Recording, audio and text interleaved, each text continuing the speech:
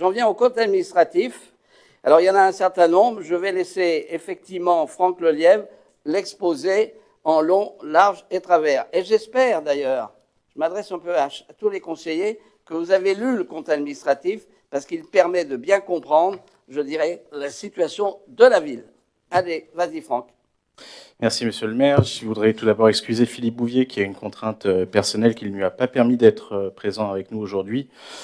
Et donc avec l'examen du compte administratif, c'est une étape particulièrement importante du cycle budgétaire que nous abordons. Une étape qui contraste avec le budget, puisque ce dernier est un document prévisionnel, là où le compte administratif retrace à l'euro près la situation financière de notre commune, ainsi que toutes les dépenses et les recettes engagées du 1er janvier au 31 décembre 2023. D'ores et déjà, et avant de rentrer dans le détail de ce compte administratif, je veux dire que la gestion financière des collectivités n'est malheureusement pas un long fleuve tranquille et que depuis plusieurs années, nos finances ont été mises à rude épreuve avec la crise du Covid, les conséquences de la guerre en Ukraine et le choc d'inflation que nous connaissons désormais. Malgré tout, et grâce à la bonne gestion financière mise en place à Maisons Laffitte depuis de nombreuses années, nous avons fait face à ces difficultés et nous continuons à offrir aux Manceauniens les services publics de qualité auxquels ils aspirent légitimement. Mieux, nous investissons massivement pour l'avenir de notre ville avec des grands projets structurants qui vont encore améliorer la qualité de vie de tous les habitants. À cet égard, le compte administratif est particulièrement exceptionnel puisque la ville a investi 22,2 millions d'euros sur le seul exercice 2023. Pour une commune de la strate de Maisons Laffitte, c'est tout simplement remarquable. Alors, de manière classique, j'évoquerai d'abord la section de fonctionnement, en dépenses et en recettes, avant de passer à la section d'investissement. Donc, en section de fonctionnement, les dépenses réelles de fonctionnement s'élèvent en 2023 à 40,2 millions d'euros. Elles sont en hausse de 6%, soit 2,3 millions d'euros. Si on regarde dans le détail, les charges à caractère général ont augmenté de 29% en 2023, soit 2,56 millions d'euros. Cela s'explique d'abord par la très forte hausse des dépenses énergétiques, malgré la mise en place d'un plan de sobriété au niveau communal. Nous avons constaté des dépenses supplémentaires pour 1,2 million d'euros sur le gaz et 710 000 euros sur l'électricité. Nous avons aussi une bascule de crédit des petites fournitures vers le poste autre suite au passage à la nouvelle nomenclature comptable M57. Les prestations refacturées qui concernent essentiellement l'achat de repas dans les cantines et dans les crèches avec une hausse de 248 000 euros en 2023, ce qui traduit bien la hausse des denrées alimentaires. Nous avons constaté également une hausse des frais de formation pour 59 000 euros, des frais d'études pour 25 000 euros, 25 000 euros encore pour l'enveloppe entretien des bâtiments. Et nous avons constaté également que les impôts et les taxes augmentent de 225 000 euros, tout particulièrement en raison de l'évolution des bases de 7,1% et du versement à l'ASP de la taxe qui se rattache au rachat de la partie verte de l'hippodrome pour 81 000 euros. Les dépenses de personnel ont quant à elles évolué d'un peu plus de 3% et s'établissent à 20,8 millions d'euros. Elles représentent 51,6% de nos dépenses de fonctionnement et leur maîtrise revêt naturellement un enjeu essentiel. En 2023, ces dépenses de personnel sont en hausse de 617 000 euros. Nous avons des facteurs exogènes qui expliquent cette hausse avec la revalorisation de 1,5% du point d'indice au 1er juillet 2023, ce qui représente une hausse de 140 000 euros. La revalorisation du SMIC à 2 reprises, ce qui représente une enveloppe de 91 000 euros. Et la refonte des grilles indiciaires pour les catégories C, c'est 150 000 euros d'augmentation. Et puis, nous avons des facteurs endogènes avec des choix qui ont été portés par la majorité municipale, et notamment l'ouverture de la crèche Coquelicot qui produit ses effets en année pleine, puisqu'elle avait été ouverte en septembre 2022 et qu'en 2023, évidemment, elle a produit ses effets tout au long de l'année, et donc une enveloppe de 141 000 euros supplémentaires. Mais nous avons également des créations de postes, notamment à la police municipale. Par ailleurs, nous avons une hausse de 16,33%, c'est-à-dire 513 000 euros, qui est constatée au titre des autres charges de gestion courante, essentiellement en raison du passage à la nomenclature M57 et au transfert de certaines dépenses qui étaient jusqu'alors affectées à d'autres chapitres. Cette hausse des autres charges de gestion courante est également liée à une hausse des subventions aux associations. Celles-ci s'élèvent à 1,3 million d'euros en 2023 et sont en hausse de 25 000 euros. Relevons aussi une hausse de 80 000 euros pour la subvention au CCAS qui est ainsi portée à 619 000 euros. Enfin, la participation au service départemental d'incendie et de secours qui s'élève à 863 000 euros, soit une hausse de 34 000 euros par rapport à 2022. Le FPIC, c'est la péréquation, s'élève à 761 000 euros et le FNGIR à 3,4 millions d'euros. Et donc, on a un total pour la péréquation de 4,1 millions d'euros.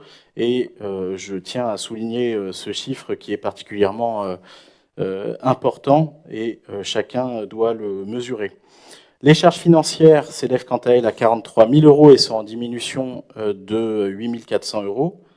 Enfin, les charges exceptionnelles sont en diminution de 1,3 million d'euros en raison d'écritures qui sont désormais affectées au chapitre 65 et au fait qu'en 2022, nous avions dû assumer des dépenses exceptionnelles avec la réintégration de l'espace jeunesse dans le patrimoine de la ville d'une part, et à des écritures comptables liées à la fin de la reddition des comptes pour la gestion du 54 du tir, d'autre part. Voilà pour les dépenses de fonctionnement. Nous allons désormais aborder les recettes qui s'élèvent à 47,1 millions d'euros et sont en augmentation de 6% par rapport à 2022, soit un gain de 2,8 millions d'euros. L'essentiel des recettes de fonctionnement relève des impôts et des taxes. Dans ce panier, on retrouve la taxe foncière sur le bâti, dont je rappelle qu'elle comprend l'ancienne part départementale à la suite de la réforme de la fiscalité locale, le coefficient correcteur qui vient compenser la taxe d'habitation, la taxe foncière sur le non-bâti, la taxe d'habitation sur les résidences secondaires, les droits de mutation à titre onéreux, et enfin, les attributions de compensation dont on peut d'ores et déjà indiquer qu'elles sont stables à 6,8 millions d'euros. En 2023, la ville a bénéficié de recettes dynamiques sous l'effet de la revalorisation des bases de 7,1% décidée par le Parlement, de la hausse de 2 points du taux communal de la taxe foncière et de la prise en compte de l'inflation pour le calcul du coefficient correcteur. Toutefois, sous l'effet de la crise du marché de l'immobilier, nous devons déplorer une très forte baisse des droits de mutation avec une perte de 1,1 million d'euros entre 2022 et 2023. Et nous constatons ces premiers mois de 2024 une chute continue des droits de mutation. Au titre du chapitre 73 sur les impôts et taxes, les recettes de la commune augmentent donc de 6%. Soit 1,3 million d'euros. Au titre des dotations et des subventions, on peut noter une nouvelle diminution de la dotation globale de fonctionnement, 16 000 euros, et c'est l'occasion de rappeler à quel point le budget de la commune a été amputé ces dernières années par l'État. Depuis 2014, nous avons en effet une perte cumulée de 19,2 millions d'euros.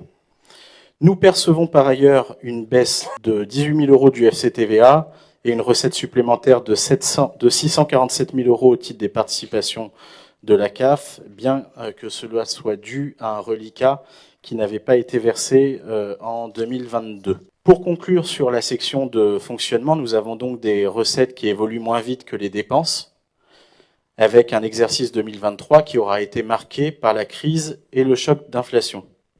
Malgré ces contraintes, la ville est en mesure de dégager une épargne nette de 6,6 millions d'euros, soit 278 euros par habitant, ce qui est bien au-delà de la moyenne de la strate, qui est seulement de 89 euros. Avant la reprise des résultats cumulés antérieurs, la section de fonctionnement présente pour 2023 un résultat positif de 4,4 millions d'euros. À cela s'ajoute la reprise des résultats antérieurs pour 6 millions d'euros, soit un résultat clôture de finale pour 2023 de 10,4 millions d'euros. Je vous rappelle qu'au budget primitif que nous avons voté il y a quelques semaines, ce résultat a été affecté avec 6 millions à la section de fonctionnement et 4,2 millions d'euros en réserve d'investissement. Nous abordons désormais les dépenses d'investissement. Sur l'exercice 2023, les dépenses d'équipement s'élèvent à 19,6 millions d'euros. C'est une hausse de 11 millions d'euros par rapport à 2022. Et donc, dans le dossier qui vous a été communiqué, vous avez le détail de ces nombreux investissements. 6,6 millions pour le culturel, avec notamment Malzerbe, des études pour la salle de danse, 688 000 euros pour le scolaire, notamment pour le remplacement de la toiture de l'école élémentaire Mansart.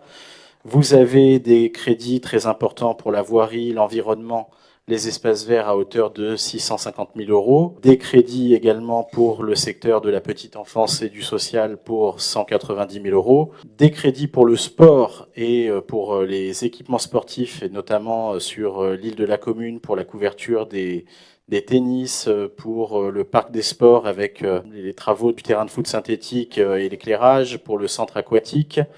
Et vous avez aussi des crédits pour la sécurité, pour l'informatique et évidemment pour l'hippisme, avec une enveloppe de plus de 6 millions d'euros, dont l'essentiel a servi à acquérir les parties vertes de l'hippodrome. Sur les recettes d'investissement, les principales recettes sont le FCTVA avec 952 000 euros et ce FCTVA progresse de 14,6%. La taxe d'aménagement qui permet une recette de 277 000 euros et qui est en diminution de 50%. Et surtout, les subventions qui s'élèvent en 2023 à 1,2 million d'euros et qui sont en progression de 120%. Il faut notamment souligner 1 million d'euros d'acompte versés par le département des Yvelines sur les 2,5 millions que cette collectivité versera pour le centre culturel Malzerbe. La section d'investissement présente un déficit de 10,4 millions d'euros qui est très largement comblé par la reprise des résultats cumulés antérieurs de 30,2 millions d'euros. Le résultat définitif 2023 est donc de 19,7 millions d'euros, ce qui montre là encore que malgré les projets particulièrement ambitieux qui sont conduits, les finances de notre ville sont solides et nous permettent d'aborder l'avenir en confiance. Je rappelle pour conclure que lors du vote du budget 2024, nous avions affecté les résultats de manière anticipée. Sur les 10,4 millions d'euros de la section de fonctionnement, 6 millions ont été conservés à la section de fonctionnement et 4,4 ont été basculés en investissement. Et enfin, pour la section d'investissement, nos 19,7 millions d'euros nous permettront d'autofinancer nos investissements courants et d'alimenter une enveloppe de 14 millions pour les grands projets à venir. En tenant compte du solde d'exécution positif reporté de 30,2 millions d'euros, les recettes d'investissement s'élèvent donc à 42 millions d'euros en 2023. Voilà, mes chers collègues, ce que nous pouvions dire brièvement de ce compte administratif. Et maintenant, place au débat. Bien. Alors écoutez, bravo Franck, parce que je ne dirais pas que j'ai encore mieux compris quand tu as tout expliqué le compte administratif, mais c'était très clair.